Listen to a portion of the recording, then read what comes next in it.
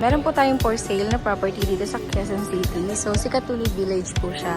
So, meron po tayo ditong 3 units pero ang available po as of now is 2 units na lang po. So, isa po itong property na nasa left side natin. Papasukin natin yung available po. So, pagpasok po natin dito po yung ating carport. So, yung carport po natin, dalawa po yung kasyang. So, magkasunod. And then, dito po, naglagay sila ng para sa laundry area po dito sa area na to. And then ayan po may water, water, yung pressure tank po ng water. And then meron po tayo ditong maid's room. So may sarili pong toilet and bath yung ating maid's room.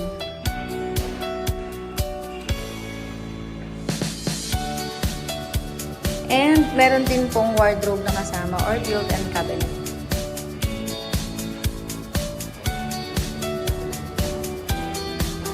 And then, sa may ibaba po ng ating hagdan, meron tayo ditong common toilet po or fountain room.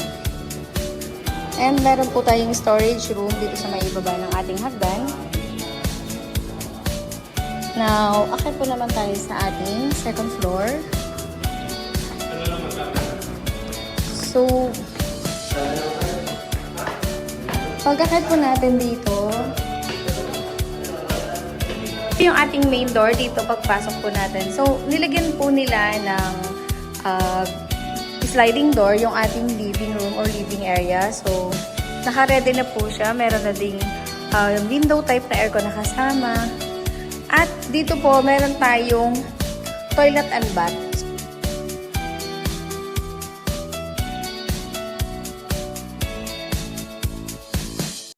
So, doon naman po tayo sa ating dining.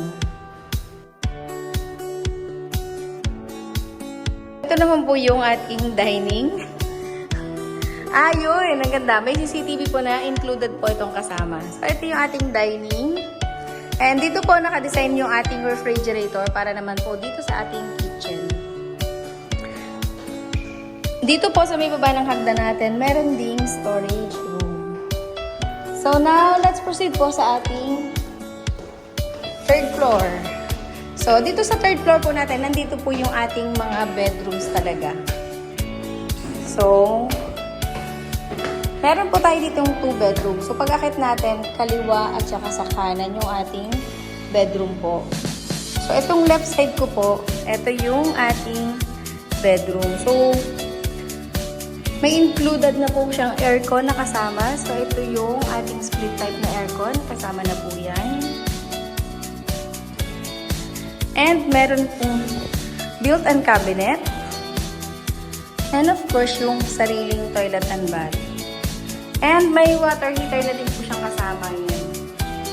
Ang wala lang po dito is yung enclosure, yung glass enclosure po ng ating shower area po. So now, let's proceed sa ating second bedroom.